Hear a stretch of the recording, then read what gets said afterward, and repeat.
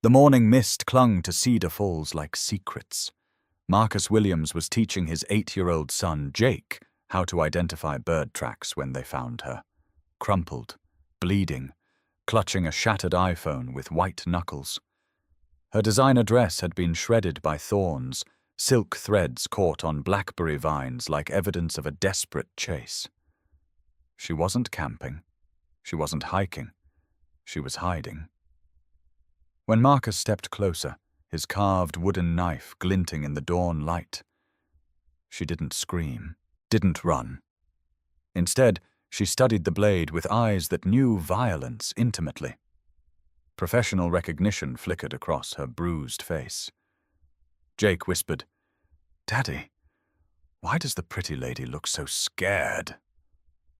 Marcus calmly set the knife down, feeling ice crawl up his spine, because in that moment of mutual recognition, he realized this wasn't just some lost hiker who'd stumbled into his quiet life. This woman had secrets that could destroy everything he'd built in this peaceful mountain town. And somehow she knew he had secrets too. What she whispered to Max made Ethan's blood freeze solid.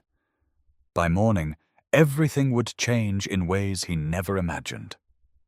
The morning sun struggled through autumn clouds as Ethan adjusted his Navy security uniform in the mirror. 2 years. 2 years since Sarah's Honda had spun out on black ice, leaving him to navigate parenthood alone.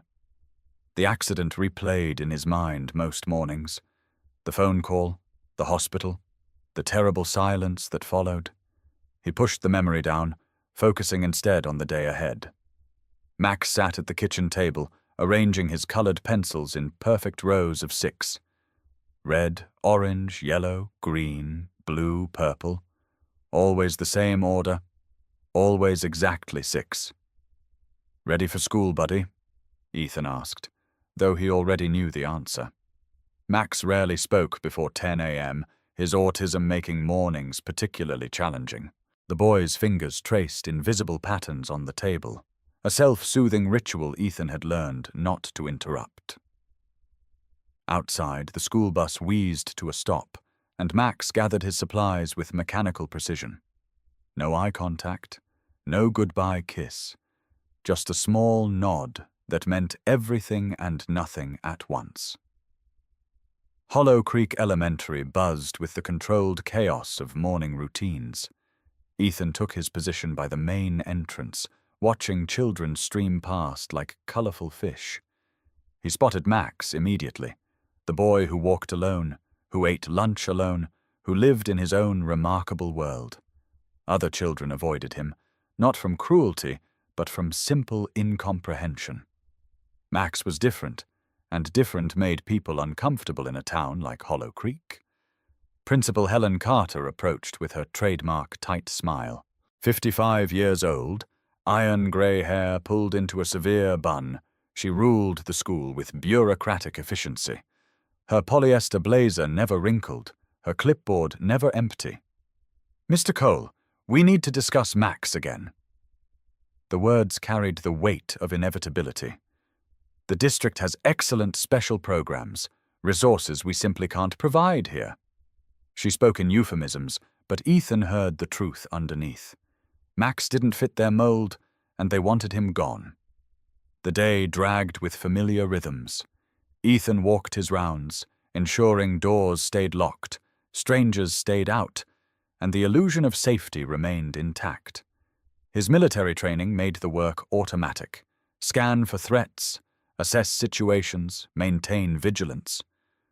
But his real focus stayed on Max, visible through classroom windows, sitting apart from his peers. Jake was everything now, bright and curious, with Sarah's infectious laugh and Marcus's careful way of observing the world before acting. The boy had inherited his mother's artistic eye and his father's steady hands, creating drawings that filled every wall of their cabin with color and life. He'd started asking fewer questions about Mommy lately, but he still drew pictures of their family of 3, always including Sarah with angel wings and a smile that could light up the darkest days. The old establishment sat on Main Street like a relic from another era, its red vinyl booths and checkered floor unchanged since the 1950s. Most families avoided the place, too greasy, too outdated, too populated by Hollow Creek's forgotten residents. But Max found comfort in its predictability, and Ethan found peace in his son's rare moments of contentment. They claimed their usual booth as the homeless woman watched from her corner perch. Something about her lingered in Ethan's mind, a puzzle piece that didn't quite fit the obvious picture. That night, as Max slept surrounded by his carefully arranged drawings, Ethan stood in the doorway watching his son's peaceful face. The boy who struggled with human connection, who saw the world through different eyes, who carried a light most people couldn't recognize.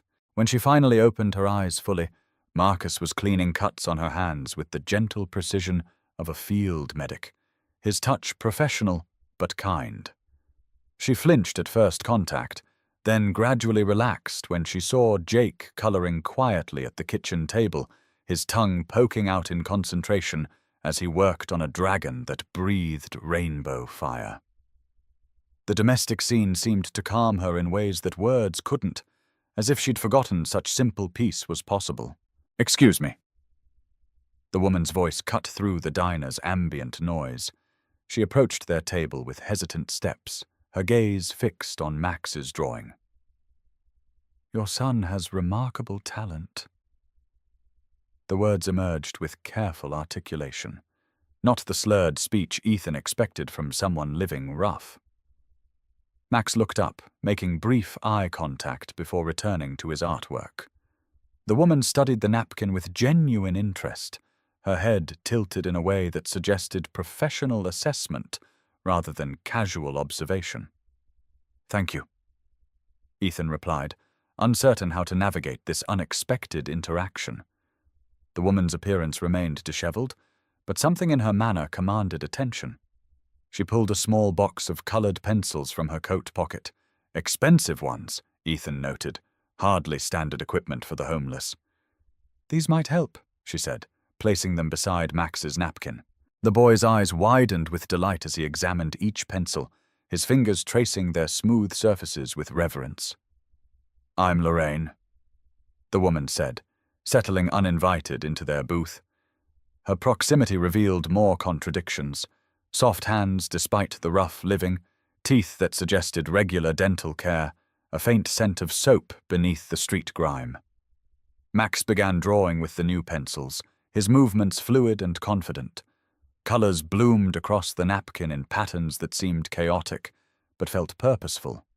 Lorraine watched with the intensity of someone seeing profound beauty in apparent randomness. "How do you know about art?" Ethan asked, genuine curiosity overriding his usual caution. Lorraine's smile carried shadows of old pain. "Everyone has something they used to be," she replied cryptically. "Max sees the world differently than most people. That's not a disadvantage. It's a gift." When Jake asked if she could teach him to draw better, Elena glanced at Marcus uncertainly, seeking permission she wasn't sure she had the right to request. "If your dad says it's okay," she said carefully. Marcus found himself nodding, though warning bells chimed in the back of his mind like radar detecting incoming missiles and cells.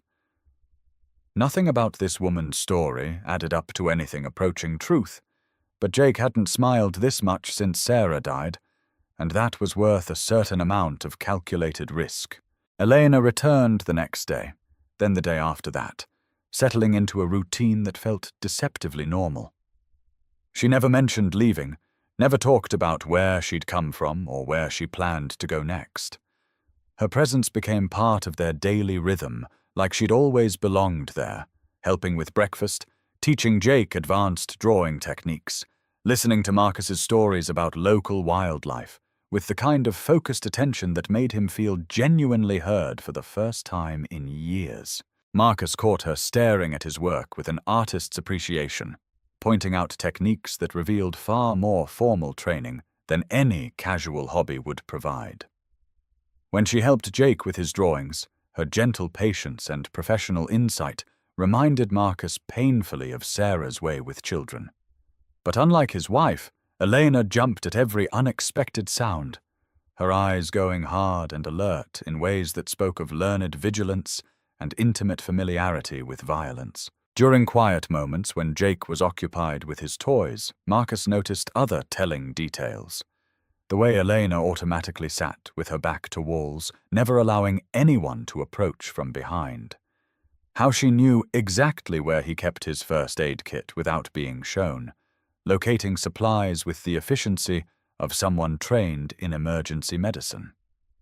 The faint tan line on her ring finger from a wedding band recently removed, and the expensive watch she wore that cost more than most people made in 6 months. Most telling of all was how she watched him work with tools, recognizing skill that went far beyond weekend carpentry or artistic hobby. She was cataloging his abilities the same way he was cataloging hers, each of them taking mental notes about the other's capabilities and potential threat level. 2 predators pretending to be house cats, circling each other carefully while maintaining the fiction of domestic tranquility for Jake's sake. After dropping Max at school, he drove to the railroad bridge, where Hollow Creek's homeless population gathered in makeshift camps. He found Lorraine's shelter tucked beneath the concrete overhang, a careful construction of cardboard and tarps that suggested engineering knowledge. But what stopped Ethan cold were the contents visible through the shelter's opening. Stacks of books on child psychology and developmental disorders. Academic journals with subscription labels still attached. A framed diploma from Stanford University.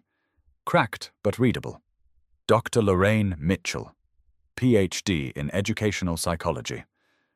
The homeless woman who had captivated his son was once a decorated academic. "You shouldn't be here." Lorraine's voice emerged from behind him, startling Ethan from his investigation. She approached with wary steps, her defensive posture betraying vulnerability beneath the defiance. "Tell me about Jake's mother," she said quietly, while the boy played with his wooden trains in the living room, his imagination creating elaborate stories about brave conductors and magical destinations. Her question was carefully casual, but Marcus heard the deeper need underneath, the hunger for connection and understanding that came from too many months of isolation and fear.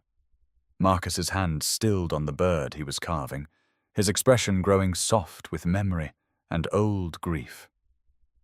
"Sarah was everything good in the world," he said simply, his voice carrying the weight of love that death couldn't diminish. "She taught kindergarten at the local school, volunteered at the animal shelter every weekend, made the best apple pie in 3 counties, and never met a stray creature she wouldn't bring home to heal. She fought cancer for 2 years with more courage than any soldier I ever served with."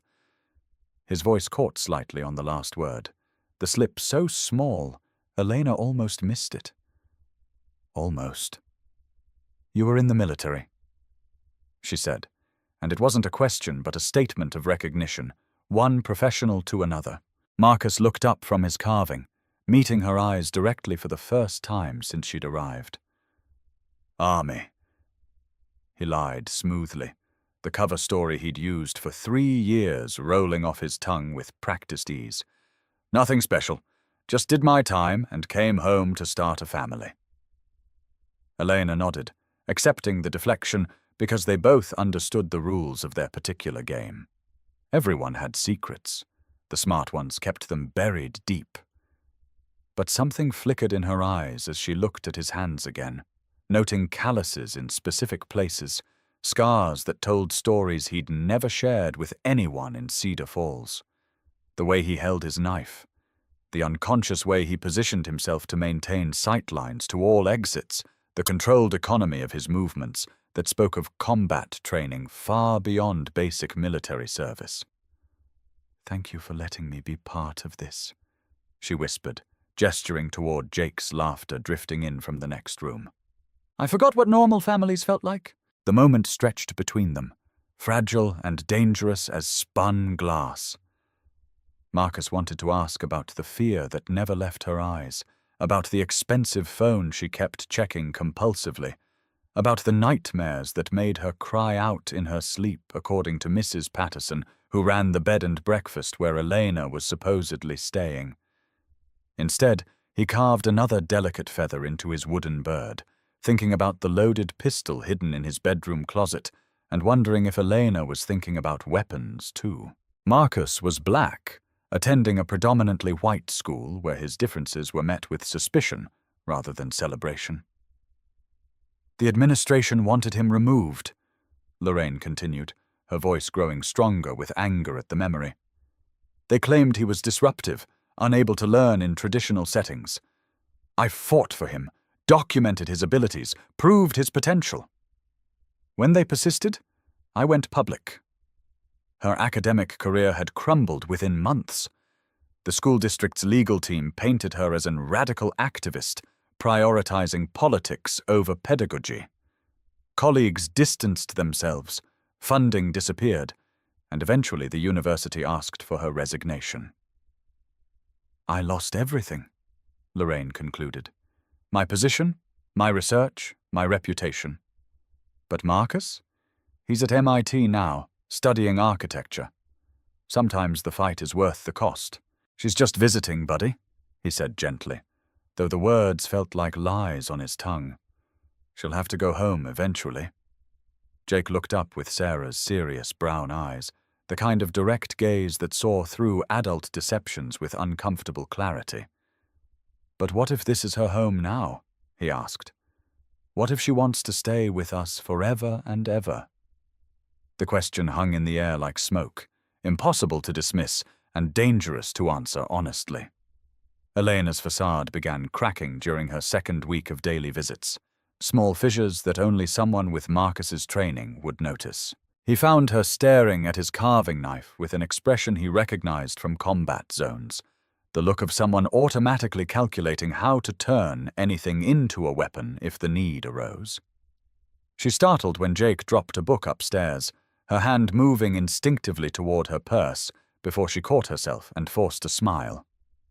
When a delivery truck backfired on the main road half a mile away, Elena was on her feet and moving toward the back exit before the sound even registered consciously with Marcus and Jake. Her reaction time was impressive, trained, the kind of response that came from months or years of living under constant threat. She covered her slip by claiming she thought she heard thunder and was worried about getting caught in another storm, but Marcus wasn't buying the explanation. "Lady, your wound tighter than a spring," Marcus observed one afternoon, watching Elena jump at a squirrel's movement in the trees outside the workshop window. She tried to smile, the expression not quite reaching her eyes despite her obvious effort. "I'm just naturally anxious," she said, but her tells were becoming more obvious by the day. The way she positioned small mirrors to watch approaches to the cabin, how she always knew exactly how many people were in Murphy's diner when they grabbed lunch together, the practiced way she scanned crowds for threats while maintaining casual conversation. Marcus began testing her, casually mentioning tactical concepts disguised as woodworking techniques, dropping military terminology into discussions about joinery and grain patterns. Elena responded with knowledge she shouldn't possess, unless she'd received training far beyond civilian art classes, using terminology that belonged in briefing rooms rather than craft workshops. When she automatically corrected Jake's grip on a carving tool, she did it with the expertise of someone who'd trained others in proper weapon handling, her hands guiding his with precision that spoke of muscle memory and professional instruction. Her cover story was dissolving like sugar in rain, and they both knew it. The question was whether they'd acknowledge the truth or continue their careful dance around the deceptions that kept them both safe from questions neither was prepared to answer.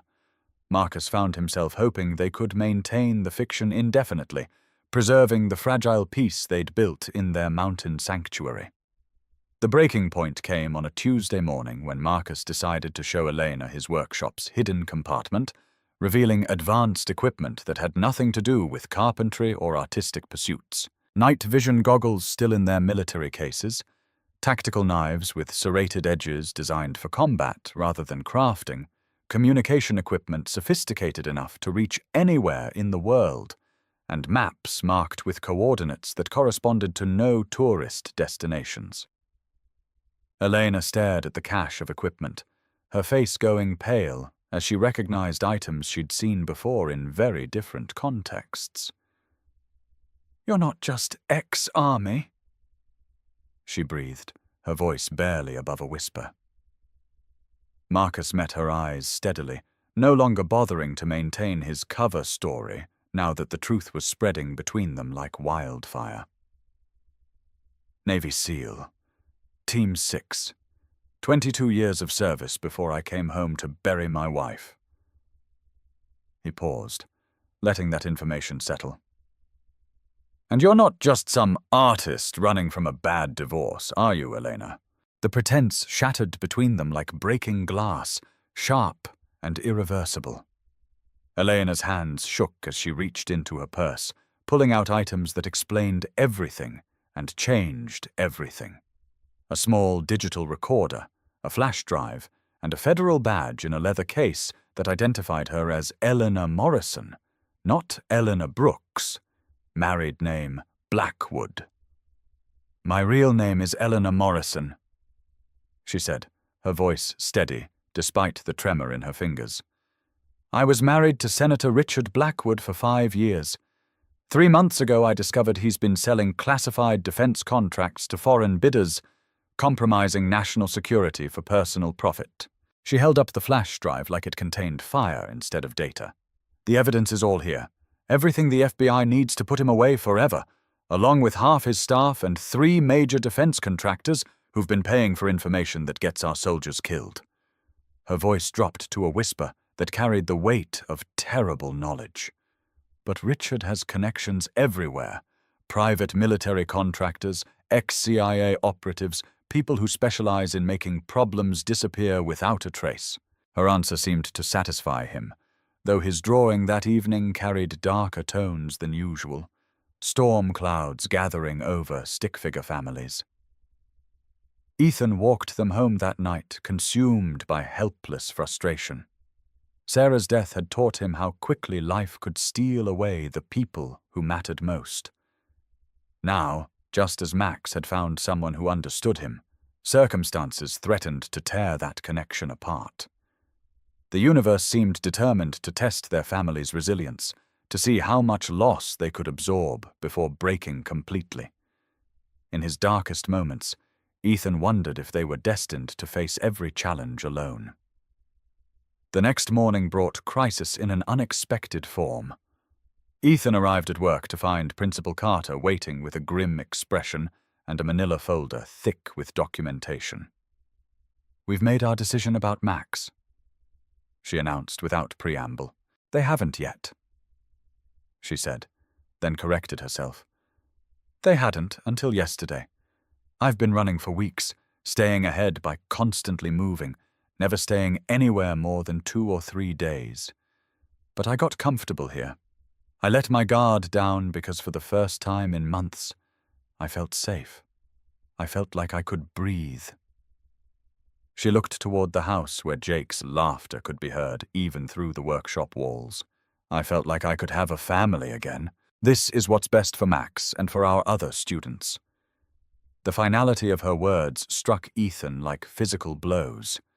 In 4 days, his son would be exemplard from normal childhood, labeled and segregated because his differences made others uncomfortable.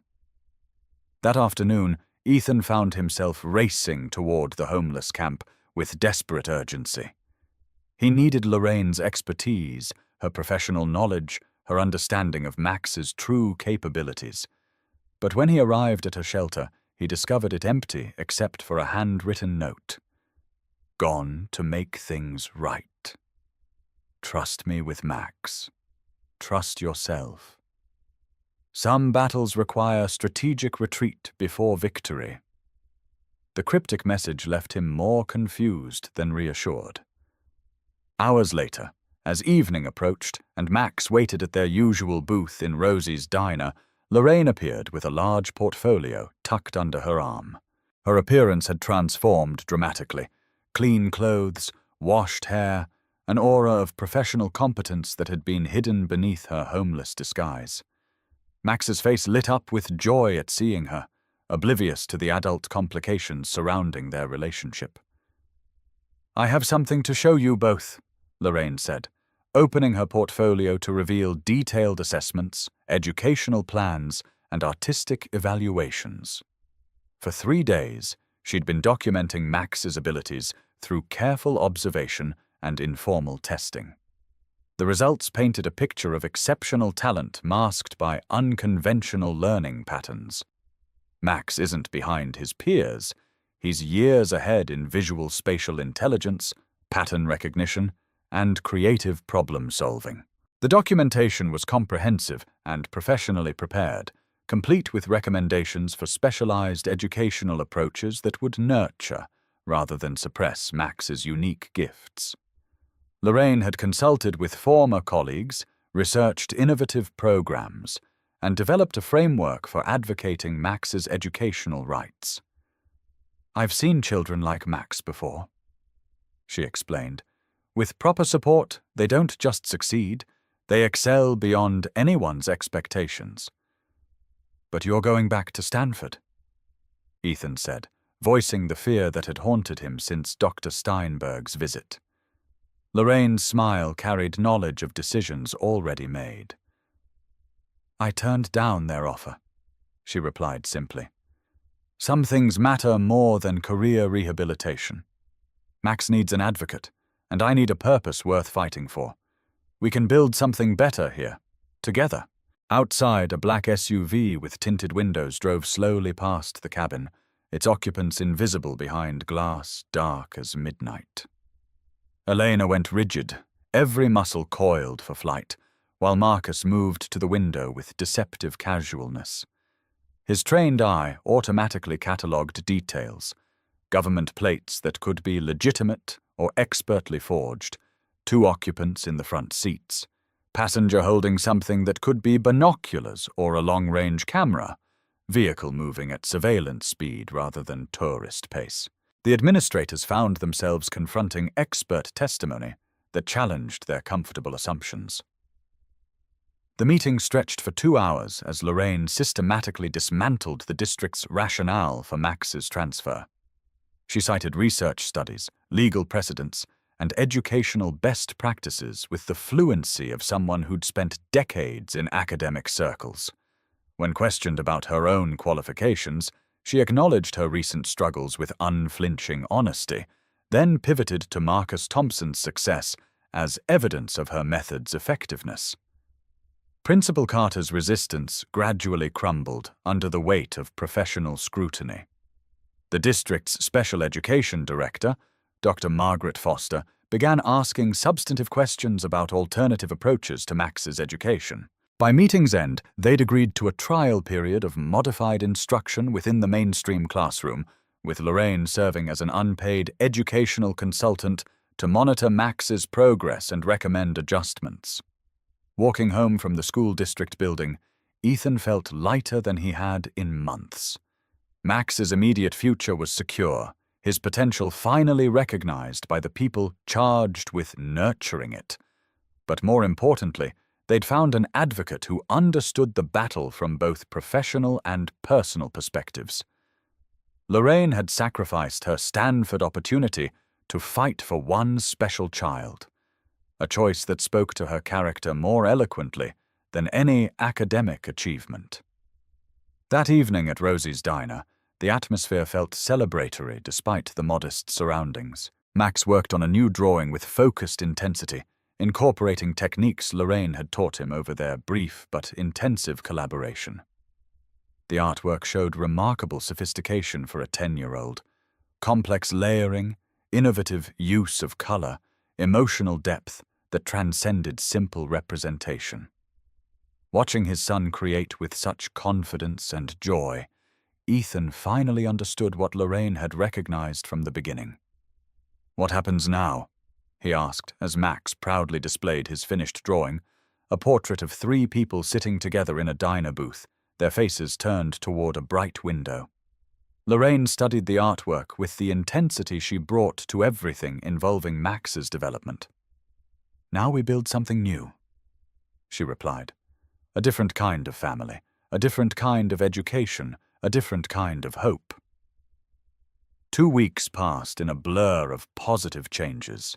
Elena started to protest, part of her desperate to stay and fight beside him, but Marcus cut her off with a look that reminded her exactly who she was dealing with. "This is what I do, what I've always done, what I trained for 22 years to do perfectly." He checked his rifle with movements so practiced they seemed like breathing. "Trust me to protect what matters most to both of us. There are 4 of them," Marcus said, his voice taking on the clinical tone of an operational briefing. "They'll approach from 3 directions to minimize our escape options, leaving 1 man with the vehicle as backup and communications.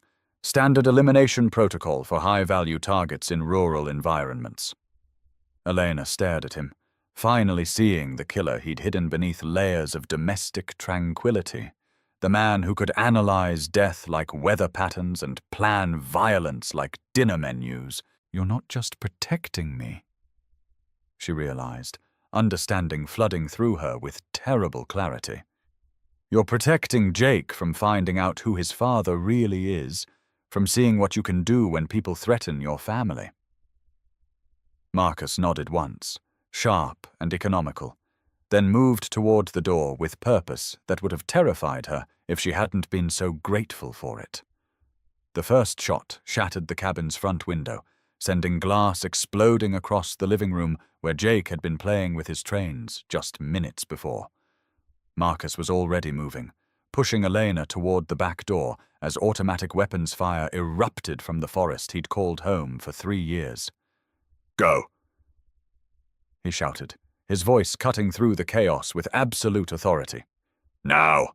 Elena grabbed Jake from his hiding spot in the pantry, the boy confused and frightened as she carried him through the gathering dusk toward the neighbor's house.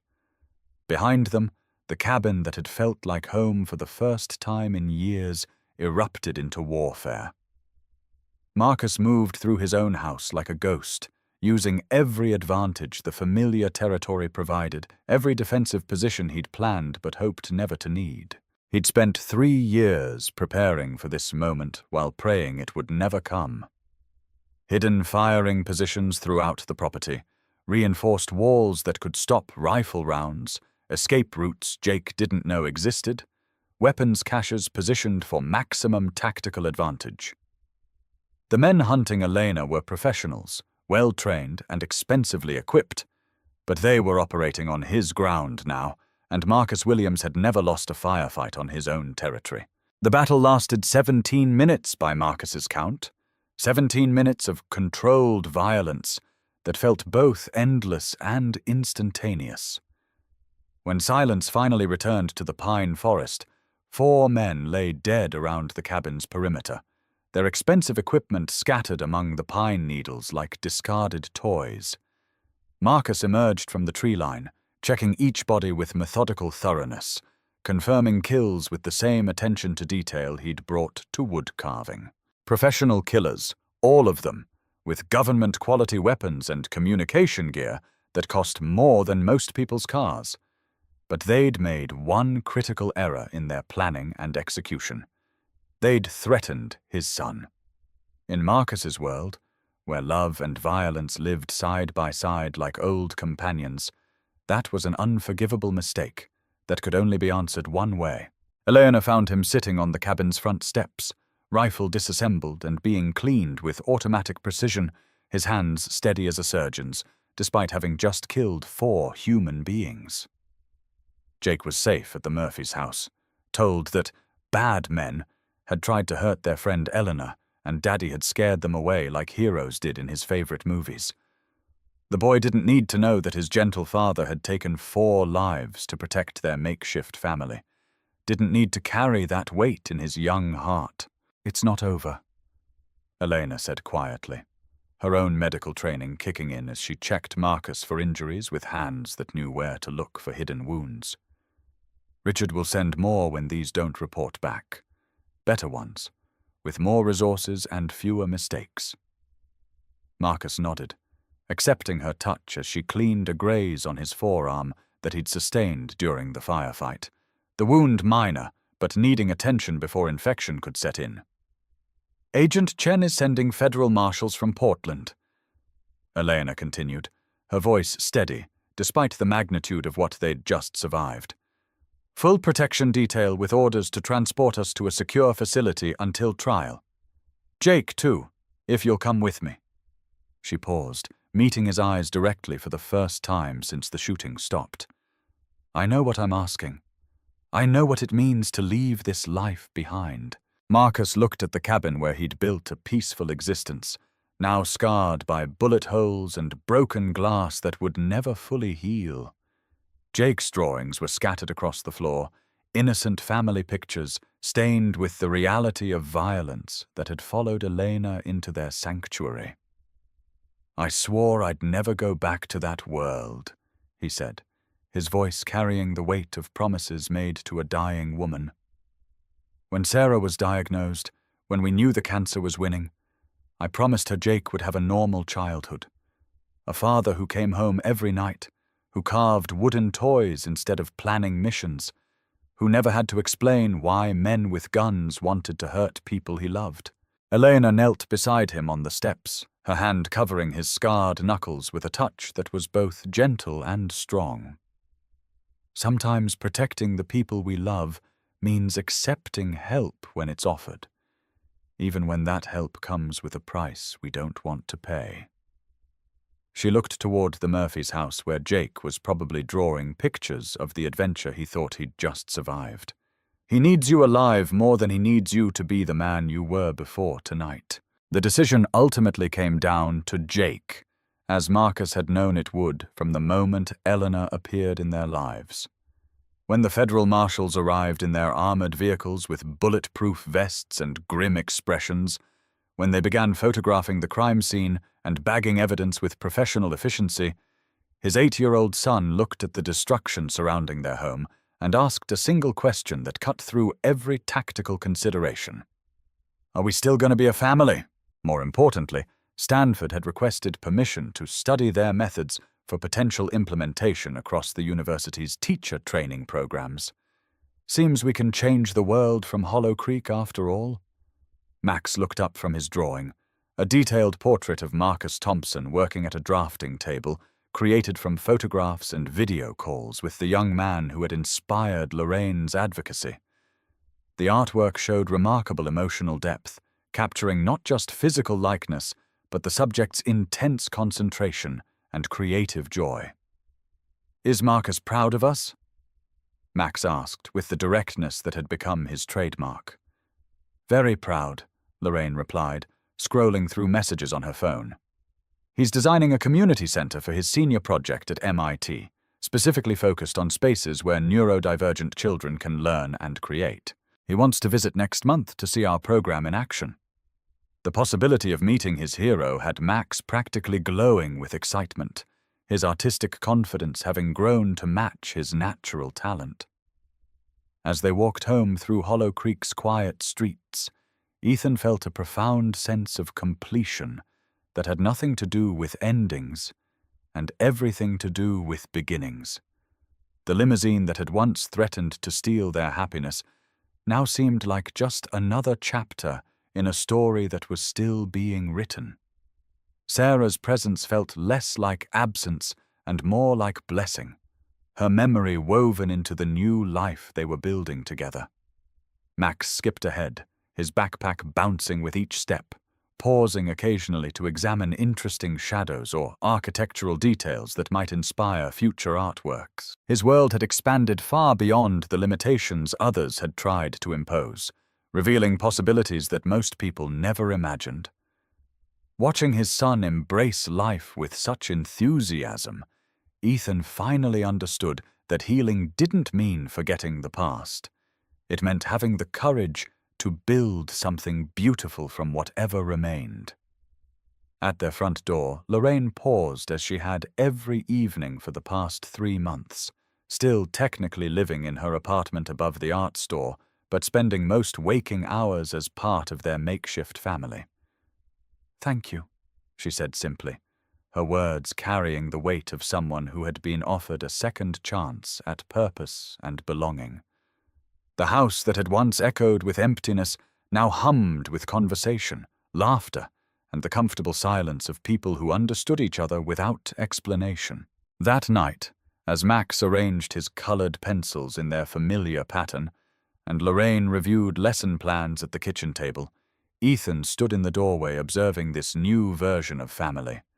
It looked nothing like what he had planned, bore no resemblance to conventional structures, and yet felt more complete than anything he had previously imagined.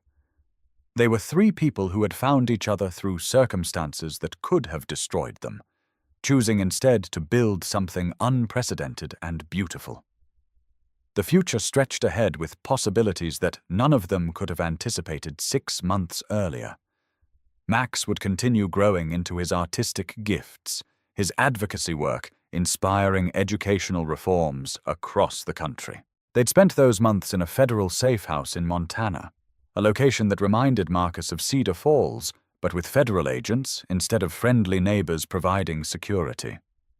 The landscape was similar enough to feel like home, but different enough to represent the new beginning they were building together one careful day at a time. Elena slowly let go of the fear that had defined her existence since leaving Richard, while Marcus learned to trust in safety he'd never expected to find again. Some stories end with dramatic revelations or sweeping resolutions. Others conclude with the quiet recognition that healing happens gradually, one day at a time, in the small moments when wounded people choose to stay and build something beautiful together. This was that kind of story, not about rescue or salvation, but about three imperfect people who found in each other the courage to keep growing, keep hoping, and keep creating meaning from whatever materials life had left them. And in Hollow Creek, Montana, where autumn painted the sky in impossible colors and a small diner served as sanctuary for dreamers and artists, that was more than enough. It was everything. Elena had nightmares the first few weeks, waking up screaming Richard's name while her body fought battles that existed only in memory and trauma. Marcus would hold her until the shaking stopped, sharing his own struggles with post-traumatic stress in quiet conversations after Jake fell asleep. They were both warriors healing from different kinds of combat, learning to trust in safety they'd never expected to find, building intimacy from shared understanding of what it meant to carry invisible wounds. Love grew slowly between them during those Montana months, built on shared understanding rather than passion, on trust earned through crisis rather than romance discovered in peace. They were both too damaged for fairy tale endings, too experienced with violence for simple happiness, but they found something deeper and more durable in their mutual commitment to healing and protection. Jake was the bridge that connected them, but their bond grew beyond their shared love for the boy into something that could survive whatever storms the future might bring. The wood-carving knife sat on the mantelpiece of their temporary home, no longer a tool or weapon, but a symbol of transformation that reminded them how far they'd traveled from that morning in the woods. Marcus had carved their initials into its wooden handle during long Montana evenings, while Elena sketched plans for the art therapy program she wanted to start for military families dealing with trauma and transition. Jake had added his own artwork to the knife's wooden sheath, bright dragons protecting the blade that had once protected them all from forces that wanted to tear their family apart. Their return to Cedar Falls was different but familiar, like coming home to a place that had grown and changed in their absence. The cabin had been rebuilt exactly as it was before, but stronger, with reinforced walls and security systems that would make any future attack significantly more difficult. Elena's art therapy center occupied the renovated barn, where she helped other families navigate the complex emotions of military life and civilian transition, creating safe spaces for healing through creative expression. Veterans came from 3 counties away to carve wood and paint pictures, finding peace in creating beauty instead of destroying targets, learning to channel their training and discipline into artistic expression rather than tactical planning. Children drew their fathers as both protectors and gentle artists, understanding through Elena's guidance that people could be complicated and contradictory and still be heroes worthy of love and respect. Marcus still woke before dawn, still brewed coffee in his grandfather's old percolator, still watched his family sleep peacefully in the expanded cabin they'd made their own. But now Elena curled against his side, her breathing deep and untroubled by the nightmares that had once stolen her rest. Jake's loft bedroom had been expanded to accommodate his growing collection of art supplies and model airplanes, dreams that stretched beyond survival into genuine childhood wonder and ambition. The boy called Eleanor Mom now, not because anyone had suggested it or insisted upon it, but because the word had emerged naturally from their daily interactions, like flowers blooming in spring soil. She packed his lunches with notes that made him smile, attended parent-teacher conferences with the same fierce attention she'd once devoted to gathering evidence against government corruption, and tucked him in at night with stories that featured dragons who protected families rather than hoarding treasure. The Saturday farmers' market knew them as the artistic family who sold beautiful carvings and taught free drawing lessons to children whose parents couldn't afford art classes. Elena's paintings of mountain landscapes and family portraits found eager buyers among tourists seeking authentic local art, while her income from consulting with federal agencies on fraud detection provided the financial security that let them choose their projects based on passion rather than necessity. Marcus's woodcarving grew more intricate and expressive, incorporating techniques Elena suggested that blended traditional craftsmanship with contemporary artistic vision. Their collaboration created pieces that were both functional and emotionally resonant, items that people bought not just for their beauty, but for the stories they seemed to tell about love, surviving impossible odds, and families forming in unexpected ways. Sometimes, late at night, when Jake was sleeping safely in his room, Marcus would find Elena standing at their bedroom window, looking out at the forest that had once hidden her deepest fears and most desperate hopes. "Regrets?" he'd ask, wrapping his arms around her waist and pulling her back against the solid warmth of his chest. "Only that it took so long to find you," she'd whisper, leaning into his strength while watching moonlight paint silver paths through the pine trees that had witnessed their beginning. They both carried scars from their previous lives, some visible and others hidden in places that only intimacy could reach. But those wounds had led them to each other and to the family they'd chosen to build from the wreckage of their separate pasts. Jake grew taller and more confident, his art more sophisticated, his questions about the world more complex, as he began to understand that his family's story was different from those of his classmates, but no less valid or valuable. He knew his parents had been in danger once, knew they'd been brave to protect each other and him, but the details remained age-appropriately vague, filed away for conversations that would come when Jake was older and ready to understand the full complexity of his family's origins. For now, it was enough that they were together, safe and committed to staying that way no matter what challenges the future might present. On quiet Sunday mornings, the three of them would hike the same trails where Marcus had first found Eleanor broken and hiding, where their story had begun with fear and violence, but had transformed into something beautiful through patience and love. Now she walked confidently beside him, pointing out wildlife to Jake, sketching interesting rock formations and cloud patterns, no longer running from anything but moving toward a future. They were building together one shared experience at a time. The forest that had once harbored deadly secrets now witnessed their healing, season after season of growth and renewal that proved redemption was possible, even for people who'd done terrible things for necessary reasons. The pine trees that had sheltered Elena during her darkest hours now provided shade for family picnics. The clearings where Marcus had fought for their lives now echoed with Jake's laughter and Elena's gentle teaching as she helped him identify edible plants and animal tracks. The carving knife rested in its place of honor on their mantelpiece, transformed from weapon to tool to symbol of everything they'd overcome and chosen to build together. Sometimes Jake would ask to hold it, tracing the initials carved into the handle with small fingers that already showed artistic promise inherited from both his parents.